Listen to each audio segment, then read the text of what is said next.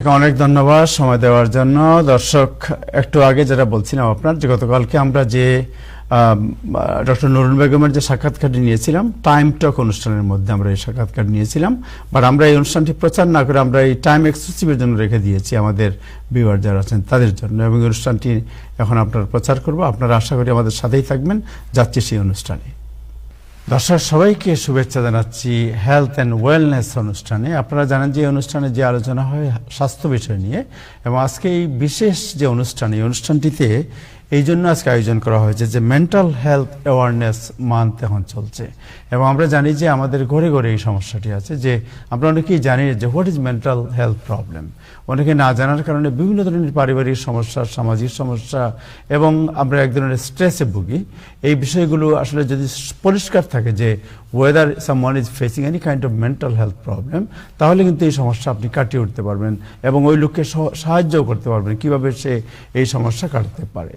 So mental health কি, mental health awareness মান্থের message কি, আর সবচেয়ে বড় সমস্যা যেটা হচ্ছে আমাদের, যে আমরা যারা প্রবাসে আছি, প্রবাসের বিভিন্ন কাজ, প্রবাসের সামাজিক জীবন, প্রবাসের লাইফ, প্রবাসের জীবন সংগ্রাম, এই জীবন সংগ্রামের সাথে মেন্টাল স্ট্রেস, ডিফারেন্ট মেন্টাল স্ট্রেসে আমরা ভুগি। এই বিষয়টি আমরা আজকে আলোচনা করব যে মেন্টাল হেলথ অ্যাওয়ারনেস মান্থ, এই মান্থে প্রবাসী যারা আমরা আছি তাদের যে mental different kind of mental stress, এটা কী ধরনের হতে পারে এবং এই সমস্যার সমাধানে আমরা কি ভূমিকা রাখতে পারি বা কী ধরনের ট্রিটমেন্ট আমাদের প্রয়োজন, এই বিষয়গুলো নিয়ে আজকে এই অনুষ্ঠানে আলোচনা করব আমরা। এবং আমাদের সাথে আজকে যুক্ত হয়েছেন সেই সুদূর পেনসিলভেনিয়া থেকে এসেছেন ডক্টর নুরুন বেগম, যিনি মেন্টাল হেলথ বিষয়ে এক্সপার্ট এবং পিএইচডি, এমডি, পিএইচডি এবং ইউনিভার্সিটি অফ পেনসিলভেনিয়া, যাকে ইউপিএন বলা হয়, ইউপিএনে তিনি বর্তমানে কর্মরত আছেন। একজন চিকিৎসা বিশেষজ্ঞ তিনি এই বিষয়ে, মেন্টাল হেলথ বিষয়ে। তার অনেক দুটো বই বেরিয়েছে ইতিমধ্যে এই বিষয়ের উপর। আজকে তিনি আমাদের স্টুডিওতে আছেন এবং তার সাথে আমরা এই বিষয়টি নিয়ে, অথবা আপনার ঘরেরই একজন, সে কাজ করে অথবা স্টুডেন্ট, দেখা গেল যে স্কুলের যখন সময় আসছে সে স্কুলে যেতে যাচ্ছে না, বসে আছে, অথবা হঠাৎ করে কান্না শুরু করে দিল, কি হয়েছে আমার ভালো লাগতেছে না, অথবা বললো যে হঠাৎ করে যে আমি খুব ডাউন ফিল করতেছি। এবার আপনি হয়তো মনে করতেছেন যে ও তো স্কুলে না যাওয়ার জন্য এটা করতেছে, এবং এটা ঘরের মধ্যে একটা কেওয়াস হচ্ছে, আপনার বাচ্চার সাথে আপনি মিসবিহেভ করছেন, কিন্তু আপনি জানেন না যে because of mental health it's happening. এবং আপনি যদি একজন মেন্টাল হেলথ প্রফেশনাল কাছে নিয়ে যান, তাহলে কিন্তু সে হেল্প করতে পারবে। দেখা যাবে হয়তো উইদিন এ মান্থ আপনার শিশু অথবা আপনার ঘরে যে এই ধরনের আচরণ করছে এবং সবার উপর ধরনের স্ট্রেসের কারণ হচ্ছে, সেই স্বাভাবিক জীবনযাপনে ফিরে আসছে। সো এই যে এক ধরনের মিসকমিউনিকেশন, আমাদের অজ্ঞতা যেটাকে বলি, আমি নিজেও এক্সপার্ট না, অজ্ঞতা, এই বিষয়গুলো আমাদের অনেক সমস্যার সৃষ্টি করে এবং আলটিমেটলি কোনো কোনো সময় ওয়ার্স্ট সিচুয়েশনের দিকে যায়। কারণ আপনি যাকে আপনি টার্গেট করছেন, যে বুধে এমনিতেই কাজ করছে, তাকে যখন যত বেশি প্রেশার আপনি দিচ্ছেন, সে আরো, তার পরিস্থিতি আরো খারাপ হচ্ছে, সে হেল্প হচ্ছে না। তো আগে জানতে চাই আপনার কাছে যে এই মেন্টাল হেলথ যে ইস্যু, এটা কি ব্যাপারটি? ধন্যবাদ তাহের ভাই। একদম খুব বেসিক লেভেলে বলা উচিত তাহলে যে মেন্টাল হেলথ বা মানসিক স্বাস্থ্যটা কি। হ্যাঁ, আমরা শারীরিক স্বাস্থ্য আমরা সবাই বুঝি, আমার জ্বর আসলো, আমার ব্লাড প্রেশার হাই হলো, আমার কোলেস্টেরল হাই, সেটা আমরা সবাই বুঝি, কারণ এটা দেখা যায়, মেজার করা যায়। মানসিক স্বাস্থ্যটা অনেক সময় দেখা যায়, কারণ এটা তো মন, আমাদের মন তো আর দেখা যায় না, মনের স্বাস্থ্য এটা। তাই মানে ওয়ার্ল্ড হেলথ অর্গানাইজেশনের সংজ্ঞাটা যদি আমরা বলি, এটা বলা হয় একটা complete emotional, psychological and social wellbeing. অর্থাৎ আপনি মনের দিক থেকে, সাইকোলজিক্যাল দিক থেকে এবং একটা সোশ্যাল একটা ওয়েলবিং, যার মাধ্যমে আপনি কিরকম বিহেভ করছেন, আপনার থিঙ্কিং প্রসেসটা কি এবং আপনার অ্যাকশন কি এবং ইন্টারঅ্যাকশনগুলো কিরকম, সব কিছু মিলিয়ে একটা টোটাল ওয়েলবিং। তো এটা হচ্ছে একটা মানসিক স্বাস্থ্যের সংজ্ঞা। আর আপনি যদি বলেন যে মানসিক স্বাস্থ্যের সমস্যা হয়েছে কিনা আমরা বুঝবো কি করে, রাইট? যেমন আপনি বলছিলেন একজন শিশু সন্তান যাচ্ছে না স্কুলে, আমরা ধরে নিচ্ছি যে ও হয়তোবা, আপনি যেটা বলছিলেন, হয়তোবা ফাঁকি দেওয়ার জন্য যাচ্ছে না, কিন্তু আসলে যে সে ক্রাইসিসে আছে সেটা হয়তোবা আমরা জানি না। তো মানসিক স্বাস্থ্যের সমস্যা আছে কিনা সেটা আমরা বুঝবো কিভাবে? খুব বেসিক লেভেলে যদি আমরা বলি, হ্যাঁ, আমি বেসিক ভাবেই বলার চেষ্টা করি, সহজ করে, যাতে আমাদের দর্শকরা বুঝতে পারে, রাইট? একটা জিনিসকে, কিছু জিনিস প্রথমেই যখন একটা জিনিস দেখবেন যে একটা আচরণগত পরিবর্তন হচ্ছে, এই আচরণগত পরিবর্তনটা কেমন? এটা হতে পারে যেমন যে শিশু বাচ্চা সে স্কুলে যাচ্ছে না, সেটা যদি একটা একটা কনসিস্টেন্সিলি যাচ্ছে না, সে একটা আচরণগত পরিবর্তন যেটা সে অনেকদিন ধরেই আপনি সেই আচরণগত পরিবর্তনটা দেখছেন। যদি আজকে একরকম কিন্তু কালকে হয়তো সে স্কুলে গেল, সেটা কিন্তু আমরা সমস্যার কথা বলছি না।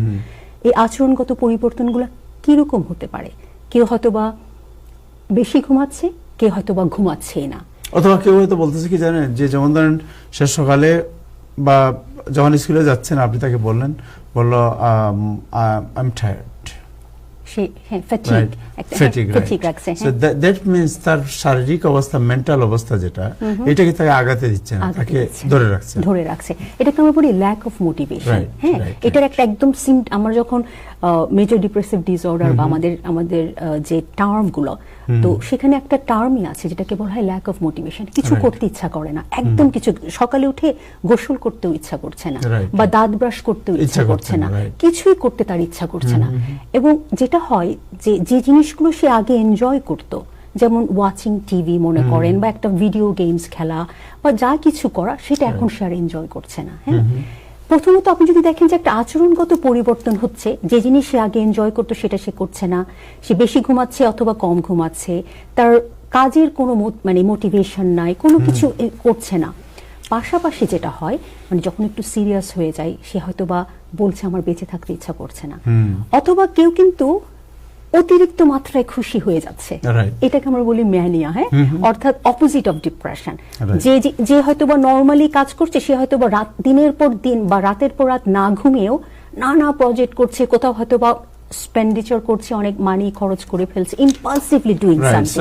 আপনি দেখবেন যে কোন কাজে তার যে আগের যে স্বাভাবিক কনসিস্টেন্সি ছিল, এর মধ্যে কোন ধরনের ইনকনসিস্টেন্সি, অর্থাৎ আচরণগত তার পরিবর্তন হচ্ছে না, এবং সেই পরিবর্তনটা দীর্ঘমেয়াদী হচ্ছে কিনা, অর্থাৎ মনে করেন যে কয়েক সপ্তাহ কিংবা মাস হচ্ছে কিনা, এবং এর কারণে তার যে ফাংশনাল ক্যাপাসিটি, অর্থাৎ যে কাজগুলো করলে আমরা পরিবারে, সমাজে, সোসাইটিতে ফাংশন করি, তার সেই ক্যাপাসিটিটা ইম্পেয়ারমেন্ট হচ্ছে কিনা।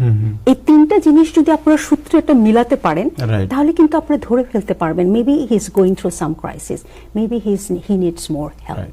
Thank you so much. So আমি আপনার আজকে আরেকটা বিষয় নিয়ে আপনার সাথে আলোচনা করবো, যে আপনি একটা বই নতুন বের হয়েছে, অ্যামাজনের মধ্যে খুব সম্ভবত পাওয়া যাচ্ছে, এবং আমি জানি না নিউ ইয়র্ক টাইমস এটাকে করবে কিনা, but I will check also. But আমি এর আগে জানতে চাই যে আমরা ধরেন মেন্টাল হেলথে তো ইন জেনারেল টার্ম আছে, অনেক বিভিন্ন ধরনের মানুষ তার বিভিন্ন ধরনের মেন্টাল হেলথ সমস্যা থাকতে পারে। সো আপনার প্রবাসী আমরা যারা আছি, বিশেষ করে আমাদের ভিউয়ার যেহেতু প্রবাসী, আমাদের টেলিভিশন প্রবাসী টেলিভিশন নিউ ইয়র্কের, সো আমরা জানতে চাই যে প্রবাসী যারা আছে, যারা ডিফারেন্ট কাইন্ড অফ স্ট্রেস, এক ধরনের ইনসিকিউরিটিতে ভুগে সবসময়, যে আমি সব ফেলে আসছি, একদিকে দেশের মায়া, দেশের প্রতি টান সবাইকে ফেলে আসছে, অন্যদিকে যখন এখানে আসছে তখন কাজের অনিশ্চয়তা, একটা নতুন পরিবেশ, ল্যাঙ্গুয়েজ সমস্যা, সবকিছু মিলিয়ে একটা বড় ধরনের আপনার অ্যাংজাইটির মধ্যে দিয়ে 24 আওয়ার থাকে করতে হয়, এবং আলটিমেটলি অনেকেই তো ডিপ্রেস হয়ে যায়, মেন্টাল অ্যাংজাইটিতে ভুগে, এবং এই অ্যাংজাইটির কারণে আপনি জানেন বিভিন্ন ধরনের রোগের শিকার হয়েছে। তো প্রবাসী যারা, তাদের কি ধরনের মেন্টাল অ্যাংজাইটি হয় এবং তাদের কি ধরনের হেল্প দরকার, কিভাবে হেল্প তারা পেতে পারে, এই বিষয়টি আজকে আপনারা জানতে চাই। এটা আসলে খুব গুরুত্বপূর্ণ একটা টপিক। আমি বলবো তাহের ভাই, আপনাকে অনেক ধন্যবাদ যেটা আপনি আসলে আজকে এটা নিয়ে আমরা ডিসকাস করছি। এটা অনেকটা প্রবাসীদের মানসিক স্বাস্থ্য, আর আমি যদি আরেকটু ব্রড টার্মে বলি যে immigrant mental health, immigrant mental health যদি আমরা বলি, তো আমরা যারা প্রবাসী, যারা আমরা সেই অনেক দূর থেকে, শত মাইল দূরে আমাদের দেশকে ফেলে এখানে এসেছি, কেউ হয়তো বা অল্প সময়ের জন্য এসেছি, কেউ হয়তো বা পার্মানেন্টলি চলে এসেছি, তো আমাদের যে জার্নিটা, আমি মনে করি এই জার্নিটা একটা ফিজিক্যাল জার্নি না, এটা একটা টোটাল সাইকোলজিক্যাল এবং একটা ইমোশনাল জার্নি। অর্থাৎ আমরা শুধুমাত্র দেহ নিয়ে এখানে আসিনি, আমাদের পুরো মনোজগতে আমাদের একটা পরিবর্তন এখানে আমাদেরকে ছুঁয়ে যায় যখনই আমরা এখানে প্রবাসে আসি। তো এই ইমিগ্রেন্ট মেন্টাল হেলথ নিয়ে কিছু বলার আগে আমি একটু আমাদের দর্শকদেরকে বলতে চাই যে ইমিগ্রেন্ট মেন্টাল হেলথ নিয়ে কয়েকদিন আগেই কিন্তু ওয়ার্ল্ড হেলথ অর্গানাইজেশন সেপ্টেম্বরে 2025-এ ওদের একটা স্টাডিজ আমি দেখছিলাম, আসলে আমি এটা পড়ছিলাম খুব রিসেন্টলি। ওরা বলছে যে যারা প্রথম যখন ইমিগ্রেশনটা হয় 1 থেকে 5 বছরের মধ্যে, এটা একটা হচ্ছে যে ক্রুশিয়াল টাইম, এই 1 থেকে 5 বছরের মধ্যে ইমিগ্রেন্টদের রেট অফ মানে ইনক্রিজ যেটা হয় সেটা হচ্ছে যে ডিপ্রেশন, এংজাইটি, পিটিএসডি এবং হচ্ছে যে ইভেন ইনক্রিজ সুইসাইডাল রিস্ক। এবং এটা কম্পারিজন টু যারা তাদের নেটিভ যারা ওখানে থাকে তাদের তুলনায় ইমিগ্রেন্টদের বেশি।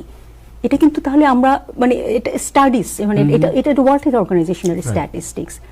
আর আরেকটা জিনিস আমি বলতে চাই, বিশেষ করে এই সময়টাতে আমাদের একটা টোটাল জিওপলিটিক্যাল চেঞ্জ। আপনি এটা জানেন, এটা শুধুমাত্র যে আমেরিকাতে আছে তাই নয়, ট্রাম্পের নানা আমাদের যে ইমিগ্রেশন ইস্যু নিয়ে আমাদের এখন অনেক টার্মোয়েল চলছে, বিরোধিতার বিভিন্ন বক্তব্য, বিভিন্ন ধরনের আপনার হুমকি ধামকি এবং অনেক প্ল্যান তো চেঞ্জ হচ্ছে, অভিবাসীদের অনেক প্ল্যান। অনবরত গতকালকেও আপনি জানেন যে একটা প্ল্যান চেঞ্জ হয়েছে, যে এখন থেকে কেউ এখান থেকে গ্রিন কার্ড পাবে, তাকে দেশে যেতে হবে। So it's also a big mental stress. Big stress and it's coming, right? এবং এটা নিয়ে ইউসিএল তে, ইউনিভার্সিটি অফ ক্যালিফোর্নিয়াতে ওদের একটা স্টাডি আমার কাছে মনে হয়েছে যেটা ইন্টারেস্টিং। 2024 দিকে ওরা স্টাডি করে দেখেছে যে ইমিগ্রেন্টের মেন্টাল হেলথটা, মানে যে increase level of anxiety and depression compare to মনে করেন সেই 2015 থেকে 2024 কত। ওরা বলছে 140% হাই, মানে এতটাই বেড়েছে ফর দ্য ইমিগ্রেন্ট মেন্টাল হেলথের যে ইনক্রিজ রেট। আপনি বলছেন 2015 থেকে 2013 সম্ভবত, 13 থেকে 24। তো এখন আমি যদি 25 আসি বা 26 ধরি তাহলে এটা ডেফিনেটলি আরো অনেক হাই হবে। হ্যাঁ, তো এটা আমি কেন বললাম যে আমরা যারা এখানে প্রবাসী, আমরা যারা এখানে ইমিগ্রেন্ট, হ্যাঁ, তারা যেন জানে যে দে আর নট অ্যালোন, তারা একা নয়, আমরা সবাই মিলেই এখানে আছি, এই জার্নিটাতে আছি। এবং তাদের মানসিক সমস্যার হতে পারে, তাদের increase level of anxiety, depression, even the trauma, that pre existing trauma অথবা এখনকার ট্রমা, এটা হতে পারে এবং তারা যেন সেইটার সাহায্য নেয়। কিন্তু কেন হয় এটা যদি আমরা একটু জানি তাহলে হয়তো আমরা টোটালি একটা ডিফারেন্ট কালচার। জাস্ট আপনি নিউবর্ন বেবির মতো, যে আমি একটা নতুন জায়গায় এসে জন্ম হয়েছে, নতুন ভাবে আপনি জন্মগ্রহণ, আমি দেখছি নতুন বিশ্ব। হ্যাঁ, এখানে সবাই অন্য ভাষায় কথা বলছে, কোথাও গিয়ে কিন্তু আপনি আপনার নিজেকে আর খুঁজে পাচ্ছেন না। এটা টোটালি একটা different culture. It will definitely create a stress. নতুন শিশু যখন জন্মায় সে কিন্তু কাঁদে, কারণ সে একটা নতুন একটা পৃথিবী, নতুন একটা এনভায়রনমেন্টে আসছে। তো এটাও একটা কাইন্ড অফ সেরকম, রাইট? আরেকটা যেটা হয়, মানে কয়েকটা জিনিসের কারণে আমি 4-5টা একটু বলি, যেটা আপনি বলছেন, মানে বলতে বলতেই মনে পড়লো যে ধরুন একটা তো অ্যাকালট্রেশন সিনড্রোম, আরেকটা যেটা হয় সেটা হচ্ছে যে আপনার আইডেন্টিটি ক্রাইসিস। আইডেন্টিটি ক্রাইসিসটা খুব ইম্পর্টেন্ট, কারণ কি সে তার সেন্স অফ বিলঙ্গিংটা খুঁজে পায় না। আমি এই শব্দটা বলি যে সেন্স অফ বিলঙ্গিং, অর্থাৎ যেখানে যাই মনে হয় যেন এখানে আমি বিলং করি না, আই ডোন্ট বিলং দেয়ার। হ্যাঁ, এই যে একটা আইডেন্টিটি ক্রাইসিস, এটা কিন্তু আমাদেরকে মানে একটা কাইন্ড অফ অদৃশ্য একটা দ্বন্দ্বের ভিতর দিয়ে আমরা যাই। আপনি দেখেন, এটা আর একটু আপনাকে ইয়ে করে বলি যে সেবার বাংলাদেশের একজন খুব নামকরা ব্যক্তিত্ব হয়তো আমেরিকায় আসলেন, আসার পরে দেখা যায় যে উনাকে কেউ পাত্তাও দিচ্ছে না, কেউ চিনছে না। উনি বাংলাদেশে যেখানে যে কোনো জায়গায় গেলে উনি সেলিব্রিটির সামনের কাতারে বসতে দিত, এখানে পিছনে বসে না, কি কোনো কিছু বলছে না। তখন উনি মনে করেন, where I am, is it for what I leave my country and here আমার সারা জীবনের সমস্ত কিছু শেষ হয়ে গেছে। এই যে একটা দ্বন্দ্ব, মারামারি, মনের মধ্যে একটা মনের সাথে সংঘাত, এটা কিন্তু খুবই ডেঞ্জার। খুবই, আপনি ওখানে ছিলেন, এখন আপনি এখানে। হ্যাঁ, you knew yourself, now even you don't know yourself. আগে সবাই আপনাকে জানতো, এখন কেউ আপনাকে জানে না। এই যে একটা দ্বন্দ্ব, রাইট? আরেকটা জিনিস যেটা হয়, একটা হচ্ছে যে আইসোলেশন। হ্যাঁ, মানে আইসোলেশনটা খুবই ইম্পর্টেন্ট। আমি বলবো এই কেন মেন্টাল হেলথের এত সমস্যা হয়, কারণ ইউ ফিল ভেরি লোনলি। বিশেষ করে 1 থেকে 5 বছর এই সময়টাতে আপনি হয়তো বা এখানে এখনো কোনো ফ্রেন্ড হয় নাই, কমিউনিটি হয় না, আপনি কাউকে চেনেন না। তার মাঝে আপনি কিন্তু সব সময় হয়তো বা আপনার দেশে ফেলে আসা আপনার প্রিয়জনের কথা ভাবছেন। এই সোশ্যাল আইসোলেশন বা loneliness also a very important cause to cause like মানে ইমিগ্রেন্ট মেন্টাল হেলথের রিস্ক ফ্যাক্টরের জন্য। আর আমি সবসময় এটা বলি যে প্যান্ডেমিকের পরে এটা যে লোনলিনেস, এটাকে বলা হচ্ছে কিন্তু লোনলিনেস এপিডেমিক। আপনি এই যে ইউএস সার্জন, উনি কিন্তু একটা বলেছিলেন যে মানে আমেরিকার 50% পিপল আর সিগনিফিকেন্টলি লোনলিয়ার দ্যান বিফোর। হ্যাঁ, বিশেষ করে প্যান্ডেমিকের পর। আগেও লোনলি ছিল, কিন্তু এখন এটাকে বলা হচ্ছে লোনলিনেস এপিডেমিক। এটা কতটা মারাত্মক হতে পারে যে আপনি যখন লোনলি, এই যে লোনলিনেসটা আপনি যদি ফিল করেন সেটা বলছে যে এটা হেলথের এফেক্টটা কিরকম। যে একজন 15টা করে সিগারেট খায় প্রতিদিন, তার যে ফিজিক্যাল হেলথ পড়বে, ফিজিক্যাল হেলথ এফেক্ট পড়বে, loneliness can effect someone like that. So that tells us a lot. অর্থাৎ আপনি যখন emotionally lonely, then it can effect your physical health and it can be that like you know that can create that impact. তো definitely এই যে কয়েকটা ছোট ছোট কথা বললাম, যে প্রথমে যে মানে সোশ্যাল আইসোলেশন, আইডেন্টিটি ক্রাইসিস, আরেকটা যেটা জিনিস সেটা হচ্ছে প্রেশার। এই প্রেশারটা কি? Economic pressure. আপনি হয়তো বা এখন এখানে সার্ভাইভ করতে চাচ্ছেন, আবার আমাদের সবার দেশে টাকা পাঠাতে হয়, তারপরে এইটার একটা প্রেশার, এক্সপেকটেশনটা মিট করতে পারছেন কিনা। অনেকে আবার এক্সপেকটেশন মিট করতে না পেরে কিন্তু অনেকে খুব ক্রাইসিসে ভোগে, রাইট? দেন অলসো এর সাথে আনসার্টেনিটি, আপনি জানেন uncertainty, totally uncertain, they don't know whether they will be able to make it next month. অনেকে আসলে গ্রিন কার্ড ছাড়া আসছে, গ্রিন কার্ড ছাড়া হবে কিনা। এই একটা তো হচ্ছে যে প্রেশার, আর একটা হচ্ছে এই ইমিগ্রেশন ইস্যু। এবং যারা আনসার্টেন ইমিগ্রেশন ইস্যুতে আছে তাদের কিন্তু risk of mental health crisis is more, কারণ দে আর অলওয়েজ ফিলিং আনসার্টেন। যেটা কোভিড প্যান্ডেমিক আমরা বলেছিলাম, we don't know what's gonna happen next day, এই যে একটা আনসার্টেনিটি, এটা কিন্তু সাইকোলজিক্যালি একটা প্রচন্ড প্রেশার তৈরি করে। হ্যাঁ, তো এগুলো সবকিছু মিলিয়েই আমি বলবো যে immigrant mental health is a topic we need to talk. এবং আমার মনে হয় যারা আমরা প্রবাসীরা এই শোটা দেখছি, সমাধান নিয়ে আলোচনা করি, হ্যাঁ সমাধান নিয়ে তো আলোচনা করবই। তবে আমি প্রবাসীদের কাছে এটাই বলতে চাই যে ইউ আর নট অ্যালোন। এটা এটা এটা এটা হতে পারে, এবং আপনি একজন ইমিগ্রেন্ট হিসেবে বিশেষ করে 1 থেকে 5 বছরের মধ্যে যদি আপনি এখন থাকেন এবং আপনার যদি এই সিমটমগুলো হয়, অথবা আপনি যদি মনে করেন যে you need help, you should get the help. এটাই শুধু বলতে চাচ্ছি যে এবং you are not alone in this journey, right? So আপনি জানেন যে এক সময় তো ছিল, কিছুদিন আগেও এই জুন থেকে কিন্তু অনেক লোক তাদের ইন্স্যুরেন্স, হেলথ ইন্স্যুরেন্স হারাবে, আপনি জানেন, right? Millions of people they will lose their health insurance. এখন ইভেন ইমিগ্রেন্ট যাদের বৈধতা আছে এই দেশে, গ্রিন কার্ড আছে, তারাও কিন্তু আপনার একটা certain amount of money they have to pay. এখন তার আছে কি নাই এইটা ম্যাটার করে যে if you want to go to a doctor or আপনার get the medicine, then you have to pay certain amount of money. এখন তার যে ইনকামের সাথে এটা ম্যাচ করবে কিনা, এটা নিয়ে এক ধরনের বড় ধরনের অ্যাংজাইটি কাজ করে সবারই আছে। সো আপনি যেটা বলছেন যে ওকে, এটা আসলে আর আপনাকে আরেকটা জিনিস লাস্ট কোয়েশ্চেন করি, সেটা হচ্ছে যে এই সিচুয়েশনগুলো একজন মানুষের পক্ষে একা সমাধান করা সম্ভব না। এই জন্য সামাজিক হেল্প দরকার। সো আপনি জানেন যে আমাদের বাংলাদেশই মনে করেন, আমি যদি বাংলাদেশ নিয়ে বলি, বাংলাদেশি কমিউনিটির প্রায় শতাধিক সংগঠন আছে। What should be the role of the organizations? I think এটা আপনি আসলে তাহের ভাই, ধন্যবাদ যে আপনি জিনিসটা মানে এটা আপনি রেইজ করছেন আজকে। এক তো হচ্ছে মানসিক স্বাস্থ্য নিয়ে আমরা কথাই বলি না, হ্যাঁ, শুধুমাত্র হয়তো বা পার্সোনাল লেভেলে আমরা কিছু করার চেষ্টা করি, আপনি করেন বা বিভিন্ন টিভি প্রোগ্রামগুলো করার চেষ্টা করছে to reach people.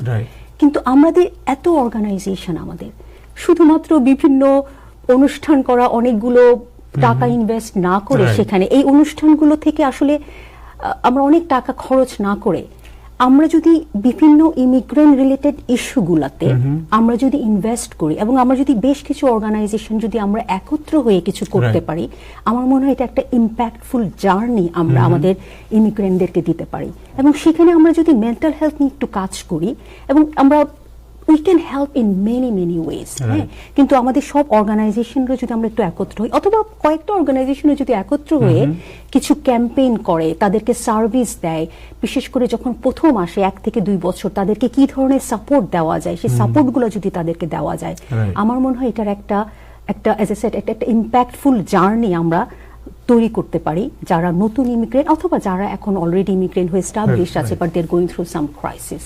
Thank you so much, আপনাকে অনেক ধন্যবাদ এই বিষয়ে। ইটস ভেরি ইম্পর্টেন্ট, আমার মনে হয় যে that kind of a dialogue we have to continue. কারণ অনেকের পক্ষে আপনি যেভাবে সুন্দর করে মানে পয়েন্ট ওয়াইজ জিনিসগুলো তুলে ধরেন, অনেকের পক্ষে হয়তো সময় থাকে না, অনেক সময় হয়তো এই ধরনের ফোকাস হয় না। বাট আমার মনে হয় যে আপনার কথাগুলো খুব স্পষ্ট এবং পরিষ্কার হয়েছে। যাদের হেল্প দরকার definitely they will get the help. আরেকটা যেটা বলছেন যে ডিমোটিভেশন, যেটা এই ডিমোটিভেশনটা আমাদের অনেকের মধ্যেই আছে, ঘরে ঘরে বলা যায়, রাইট?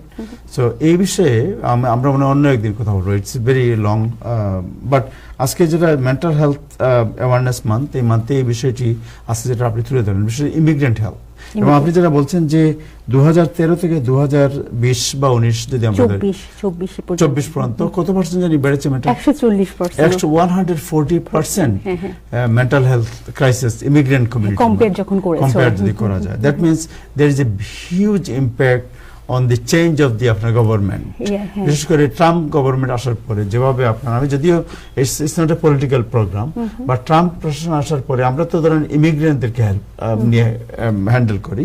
সো ইমিগ্রেন্ট বিরোধী যে বিভিন্ন যে আইন এবং বিভিন্ন পদক্ষেপ, যেমন আইস কর্তৃক ধরপাকড় বাড়ানো, আপনার ডিপোর্টেশন বাড়ানো, অল অফ এ সাডেন আপনার সব ইমিগ্রেশন প্রসেস বন্ধ করে দেওয়া, অল অফ এ সাডেন আমার ভাই বোন যাদেরকে আনতে চাচ্ছিলাম এটাকে স্টপ করে দেওয়া, এই সব মিলিয়েই একটা মারাত্মক ঝুঁকির মধ্যে, মারাত্মক ঝুঁকিতে, মানে বিশেষ করে মেন্টাল হেলথের যারা সাফার করছে তারাও কিন্তু মারাত্মক ঝুঁকিতে। আমি কয়েকদিন আগে আপনার একটা প্রোগ্রামে বলেছিলাম যে আমার পেশেন্ট, সে 6 মাস ধরে ওষুধ নিতে আসতে পারেনি, কারণ সে শুনেছে যে হসপিটালের আশেপাশে আইস ঘোরাঘুরি করছে।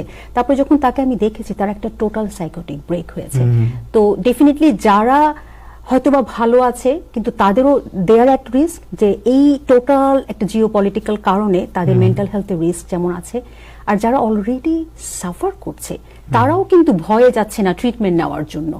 তো এখানে এই জন্যই হয়তোবা আমাদের অ্যাজ এ কমিউনিটি এবং বিভিন্ন অর্গানাইজেশন হিসেবে আমাদের হয়তোবা এখানে কাজ করার অনেক সুযোগ আছে, যেমন দে শুড ডু ইট। আপনি মনে করেন যে আপনি একটা পিকনিকে যাচ্ছেন, গিয়ে আপনি $20,000 খরচ করছেন, রাইট?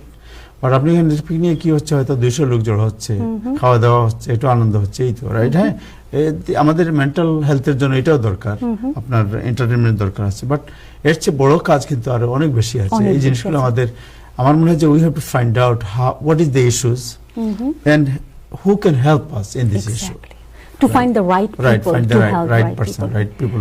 আর এই যে আপনি মানে যাদের ইমিগ্রেন্ট মেন্টাল হেলথ, আসলে আপনি সলিউশনের কথা বলছিলেন, তো এটা আমার মনে হলো যে একটু বলি, আসলে আমাদের সলিউশনটা নিয়েও কথা বলা উচিত। আমরা তো বললাম যে আসলে প্রথমে আমি যেটা বলতে চাচ্ছি, ইউ আর নট অ্যালোন, যেটা আপনি you are going through this, কিন্তু কেন হলো সেটা আমরা বলেছি। সলিউশনটা কি? আসলে সলিউশনটা আমিও খুব শর্ট করে যদি বলি, একদম বেসিক লেভেলে, প্রথম যে জিনিসটা, যেটা আমার মনে হয় যে আমাদের এই যে আইডেন্টিটি ক্রাইসিস বা সেন্স অফ বিলঙ্গিং এর জন্য আপনি যেটা মনে করছেন যে আপনি আপরুটেড ফ্রম দ্য কালচার, এবং সেটার জন্য যে আপনার স্ট্রেস, প্রথমে যে জিনিসটা সব, বিশেষ করে যারা নিউ ইমিগ্রেন্ট বা যারা মোটামুটি স্টাবলিশড হয়েছে, যে জিনিসটাতে আমার মনে হয় কাজ করা উচিত, সেটা হচ্ছে যে to find your own sense of belonging in the new culture. সেটার জন্য যেটা করা দরকার সেটা হচ্ছে যে আমি আমার কালচারকে ভুলে যাব না, আমি আমার ওন আইডেন্টিটিকে ভুলে যাব না, কিন্তু এখানকার যে কালচার সেটাকে আমি এমব্রেস করব। একটা যদি গাছ আমি চিন্তা করি, সেই গাছের আমাদের যে জার্নিটা, সেটার রুট হয়তো বা বাংলাদেশে, কিন্তু সেই গাছের সয়েলটা কিন্তু এখন কোথায়? এখন আমাদের এই আমেরিকাতে। তো আমাদের রুটটাকে আমরা কাটতে পারবো না, তাহলে গাছ কিন্তু বড় হবে না। কিন্তু সেই গাছে যে আমি পানিগুলো দিব বা যে সয়েলটা এখানে দিব, সেটা হতে হবে এই দেশের কালচারের সাথে। আমি যেমন আমার কালচারকে এমব্রেস করি, প্রাউডলি আমি ঈদ সেলিব্রেট করব, আমি নামাজে যাব যদি আমি মুসলিম হই, বা আমি যদি হিন্দু হই আমি টেম্পলে যাব, বা যেটা আমার কালচার, রাইট? সেটা যেমন আমি প্রাউডলি করব, পাশাপাশি এই দেশের যেসব কালচার আছে, হয়তোবা 4th of July পালন করব, থ্যাঙ্কসগিভিং আছে, ইভেন হ্যালোউইন যদি আপনি পালন করতে চান, আপনি সেই কস্টিউম পরে আপনি যদি এনজয় করেন, ক্রিসমাস পালন করেন। পাশাপাশি আরেকটা জিনিস কি জানেন, যে আমার কাছে মনে হয় যে বড় বড় যে ইভেন্টগুলো আছে, ইভেন ক্রিসমাস, আমি মনে করি যে আপনি যদি ইভেন মুসলিম হন, যে আপনি ক্রিসমাস পালন করেন না, but you should join with them to celebrate their joys. তাহলে কি হবে জানেন, নিজেকে আপনি একাত্ম করতে পারবেন, এবং তাদেরকে অন্য যারা আছে আপনার ঈদে তাদেরকে দাওয়াত করে। এটা কিন্তু খুব important, very important, how you are like embracing this new culture. যখন আপনি দুটো জিনিস, একটা হচ্ছে যে ইউ কিপ ইউর, আমি তিনটা সহজ জিনিস আমি একটা টিপস বলি আর কি আমার অডিয়েন্সদের জন্য। You keep your own identity, you embrace the new identity, and learn more. এই তিনটা জিনিস। লার্ন মোর কি, আপনার যদি মনে হয় যে আপনার ইংরেজিটা শিখতে হবে ভালো করে, অনেকেই দেখা যাবে নতুন জবে যেতে পারে না, নতুন কালচারে নিজেকে বিলং করতে পারে না, কারণ they feel shaky, they feel less of the confidence, কারণ তাদের হয়তো ভালো করে ইংরেজি বলতে পারে না। তাহলে যেটা করতে হবে, তাদের সেই জিনিসগুলোতে তাদের ফোকাস করতে হবে, স্কিলটাকে ডেভেলপ করতে হবে। এই দেশে সাস্টেন করার জন্য যে স্কিলগুলো লাগে, সেই স্কিলগুলো যেন, সেটা যদি আপনার ল্যাঙ্গুয়েজ হয় অথবা জবের স্কিল, যা কিছু লাগে সেটা যেন সে এমব্রেস করতে পারে। এই তিনটা পয়েন্ট যদি তারা একটু খেয়াল করে, আই থিঙ্ক আমরা আমাদের অনেকগুলো সমস্যাকে আমরা সমাধান করে যাবে। তিনটা পয়েন্ট বললাম। Thank you so much, thank you for this. So আপনার বই নিয়ে একটু আলোচনা করি খুব সংক্ষেপে, যে এই বই সম্পর্কে যদি আপনি নিজেই বলেন। আমি বইটা পড়ি নাই, আমি আজকে দেখলাম বইটা। সো এই বই আপনি তো এর আগেও আমার মনে একটা বই নিয়ে আমরা আলোচনা করেছিলাম, একটা বই বেরিয়েছিল, দিস সেকেন্ড বুক। আচ্ছা, এই বই নিয়ে একটু যদি স্ক্রিনে দেখান বইটা। অবশ্যই, আমি দর্শকদের জন্য দেখাচ্ছি। এটা আমার নতুন বই, এটা এসেছে 1 সপ্তাহ হয়েছে। বইটির নাম since the pandemic, a guide to mental wellbeing in a changed world. বইটি এখন অ্যামাজনে পাওয়া যাচ্ছে, বার্নস নোবেলস, ইনগ্রাম, কোবো এবং অ্যাপল আইবুকও পাওয়া যাচ্ছে। বইটি মাত্র এসেছে, 1 সপ্তাহ হলো। বইটি নিয়ে যদি একটু বলি, অবশ্যই। বইটি আসলে যখন আমাদের প্যান্ডেমিক শুরু হয়, সেই প্যান্ডেমিকের সময়ে আমাদের সোসাইটি বা আমাদের যে পুরো ওয়ার্ল্ড, সেটা কিন্তু পুরোপুরি পরিবর্তিত হয়ে গেছে। এবং সেই মুহূর্তে যখন প্যান্ডেমিকটা শুরু হয়, তখন আমার কাছে মনে হয়েছিল একজন মা হিসাবে, একজন ফ্রন্টলাইন হেলথ কেয়ার ওয়ার্কার হিসাবে, এবং একজন একজন সাধারণ মানুষ হিসাবে আমার মনে হয়েছিল যে আমরা শুধুমাত্র একটা পাবলিক হেলথ ক্রাইসিস লিভ করছি না, আমরা শুধুমাত্র প্রতিদিন number of millions of death count করছি না, আমরা আসলে আরেকটা হিডেন প্যান্ডেমিকের মধ্য দিয়ে যাচ্ছে, যেটা হচ্ছে মেন্টাল হেলথ প্যান্ডেমিকের মধ্য দিয়ে। এবং প্যান্ডেমিকের সময়ে মেন্টাল হেলথের যতগুলো মাল্টিফ্যাসেটেড ওয়েজে এই এফেক্টগুলো পড়েছে, এবং যার এফেক্ট, লিঙ্গারিং এফেক্ট আমরা বয়ে বেড়াচ্ছি এবং বয়ে বেড়াবো, সেইগুলোকে নিয়ে এই বইটি লেখা। এবং এখানে যেমন আমাদের চিলড্রেন্স মেন্টাল হেলথ আছে, এখানে আছে আমাদের গ্রিফ নিয়ে একটা চ্যাপ্টার আছে। আমরা সবাই স্বজন হারানোর শোক আমরা বয়ে বেড়াচ্ছি, তখন আমরা অনেকে হারিয়েছি যাদেরকে আমরা হয়তো ছুতেও পারিনি। এবং এটার একটা টার্ম আছে যেটাকে আমরা বলি প্রলংড গ্রিফ, স্বজন হারানোর শোক, কিন্তু প্রলং মানে হচ্ছে যে একটা কিন্তু হয়তো সারা জীবনই বয়ে বেড়াতে হবে। সেটি নিয়েও একটি লিখেছি। ডিজিটাল এডিকশন নিয়ে একটা বড় চ্যাপ্টার লিখেছি, যেটা আমাদের আসলে শুরুই হয়েছিল এই প্যান্ডেমিকের সময়ে, এবং সবাই আমরা কাইন্ড অফ একটা কঠিন সময় পার করছি। এখন আমরা ওইটার এফেক্ট, এটা যাবে না, এটা একটা চেঞ্জ হয়ে গেছে, এটা টোটাল মানে আমাদের পরিবর্তিত বিশ্বে এটা আর চেঞ্জ হবে না। পাশাপাশি আমাদের ফ্রন্টলাইনার্স মেন্টাল হেলথ নিয়ে আছে, এবং সবচেয়ে জিনিসটা যেমন তখন ইনসমনিয়া নিয়ে আমি একটা চ্যাপ্টার লিখেছি। তখন সবাই আমরা যে একটা ইনসমনিয়া, ঘুমাতে পারছিলাম না, এটাকে নামই ছিল করোনাসোমনিয়া, কিন্তু ইনসমনিয়া কিন্তু এখনো ভেরি মাচ প্রিভ্যালেন্ট, এবং তারা এটা নিয়ে পড়তে পারে। পাশাপাশি এখানে আছে আপনাদের কোভিড লং হলার্স দেখে নিয়ে আছে, নিউরোসাইকোলজিক্যাল ডিসঅর্ডার্স নিয়ে আছে। এবং কোভিড লং হলার্স কিন্তু মানে এটা লিঙ্গারিং, এটা কিন্তু বছর ধরে থেকে যায় যাদের কোভিড লং হলার্সে যারা ভোগে। তো আমি চেষ্টা করেছি প্রতিটা চ্যাপ্টারেই অ্যাড্রেস করার, এবং এখানে প্রতিটা চ্যাপ্টারের শেষে রিমেডি দেওয়ার চেষ্টা করেছি, যাতে বইটা পড়ে তারা একটু জানতে পারে তাদের কি কি কি কি স্টেপ নেওয়া উচিত, এবং সমাধান আছে প্রতিটা চ্যাপ্টারের শেষেই। এবং আরেকটি জিনিস আমি একটু বলি, যে আমি মনে করি বইটি হয়তোবা ভবিষ্যতে একটা ছোট একটা হিস্টোরিক্যাল ফুটপ্রিন্ট রেখে যাবে। যে সাবজেক্টের কথা আপনি বলছেন, আমার কাছে মনে হয় যে it will be a historical footprint for future generation. For anyone, they need to read the book. Right. আমি ওইটা কেন বলছি হিস্টোরিক্যাল পার্সপেক্টিভে, তাহের ভাই, আমরা যখন প্যান্ডেমিক শুরু হয়, তখন কিন্তু সেই 100 বছর আগে যে ইনফ্লুয়েঞ্জা প্যান্ডেমিকটা হয়, সেটা নিয়ে আমরা রিসার্চ করা শুরু করি। তখন তারা কিভাবে প্যান্ডেমিকটা সার্ভাইভ করেছে সেই 100 বছর আগে, 100 বছর আগে। তো আমি যদি কোনো ভবিষ্যতে এরকম কোনো একটা ক্রাইসিস আমাদের আবার হিউম্যানিটি ফেস করে, কোনো প্যান্ডেমিক আসে, অথবা প্যান্ডেমিকের মতোই কোনো একটা ক্রাইসিস হয়, তখন হয়তো বা ভবিষ্যৎ জেনারেশন এই বই ফেরত যাবে, ওরা দেখবে আমরা কিভাবে কোপ করেছি, আমরা কিভাবে সার্ভাইভ করেছি, আমাদের কি কি সমস্যা হয়েছিল। Maybe they will look into this book as a historical footprint and go back. Sure, thank you so much. Last এক মিনিট, আমাদের সময় শেষ হয়ে গেছে, যে এটার কি কোনো বাংলা এডিশন বের করার কোনো প্ল্যান আছে আপনার? আমার যেটা প্ল্যান আছে যে আরেকটু বড় কলেবরে এইটার টপিক গুলোকে যেমন থাকবে, কিন্তু পাশাপাশি যেটা নিয়ে আমরা পার্সপেক্টিভটাকে আপনি, হ্যাঁ, আমি যেটা ইচ্ছা আছে সেটা হচ্ছে যে ইমিগ্রেন্ট মেন্টাল হেলথ, অর্থাৎ আমাদের যে ইন্টারজেনারেশনাল যে কনফ্লিক্টের কারণে যে মেন্টাল হেলথ গুলো প্রবাসীদের হয় অথবা ইমিগ্রেন্ট মেন্টাল হেলথ যেটার যে ক্রাইসিস গুলো হয়, কিন্তু সেটা যেন বাংলাদেশিদের কালচারাল পার্সপেক্টিভ থেকে ইনক্লুড করে আমি একটু বড় আকারে বড় কলেবরে একটা কিছু লিখতে চাই। আশা করি দর্শক মানে আমার পাঠকদেরকে ভবিষ্যতে আমি এটা সার্ভ করতে পারবো ইনশাআল্লাহ। থ্যাংক ইউ সো মাচ, আপনাকে অনেক ধন্যবাদ এবং কংগ্রেচুলেশন। আপনার বইটা একটু আমি হাতে নেই। অবশ্যই। So since the pandemic, a guide to mental well-being in a changed world. Beautiful name also. Thank you. Thank you, আপনাকে কংগ্রেচুলেশন। দর্শক, আমরা যে বিষয়গুলো আজকে আলোচনা করলাম, এই বিষয়গুলো আসলে আমি নিজেও অনুষ্ঠান শুরুর আগে আমি বুঝতে পারিনি it will be so hard touching এবং ইম্পর্টেন্ট সাবজেক্ট আমরা আলোচনায় যাব, এত ডিপে আমরা যেতে পারবো। বাট থ্যাঙ্কস গড যে আমরা আলটিমেটলি আপনাদের কথা চিন্তা করেই, আর আমরা সবাই যেহেতু প্রবাসী থাকি, সুতরাং প্রবাসীদের যে মেন্টাল, তাদের হৃদয়ের যে আকুতি, এটা আমাদের চেয়ে কেউ ভালো বুঝবে না। সো আমরা এই জন্য এত ডিপে যেতে পারি আপনারা, আমরা এত টাচ ফিল করি যে কোনো আলোচনার মধ্যে।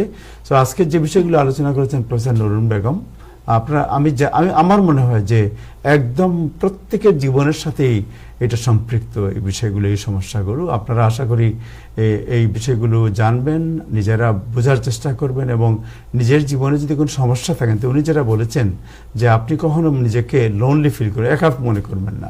আপনি আপনার পরিবেশ, প্রতিবেশ, সামাজিক অবস্থান সব দেখবেন, আপনার পরিবারের সাথে আলাপ করবেন, আপনার বন্ধু বান্ধব যারা তাদের সাথে শেয়ার করবেন, সামাজিক বিভিন্ন সংগঠন আছে তাদের সাথে শেয়ার করবেন, আমরা আছি, আমরা মিডিয়া হিসাবে আছি, আমাদের সাথে শেয়ার করবেন। এবং আমরা তখন দেখব যে ওয়ার দ্য হেল্প অ্যাভেলেবল। আমাদের আপনাদের যে কোনো জায়গায় যে কোনো হেল্প যদি প্রয়োজন হয়, টাইম টেলিভিশন কিন্তু এই কমিউনিটির আপনি বলতে পারেন একটা মিরর, আয়না। এখানে আপনারা বলবেন, আমরা আপনাদেরকে যে জায়গায় যে হেল্প দরকার চেষ্টা করব আমরা যে সেই জায়গায় সেই হেল্পটা আপনাকে প্রোভাইড করা যায় কিনা। যাই হোক, এই বইটি আমিও দেখাচ্ছি আপনাদেরকে।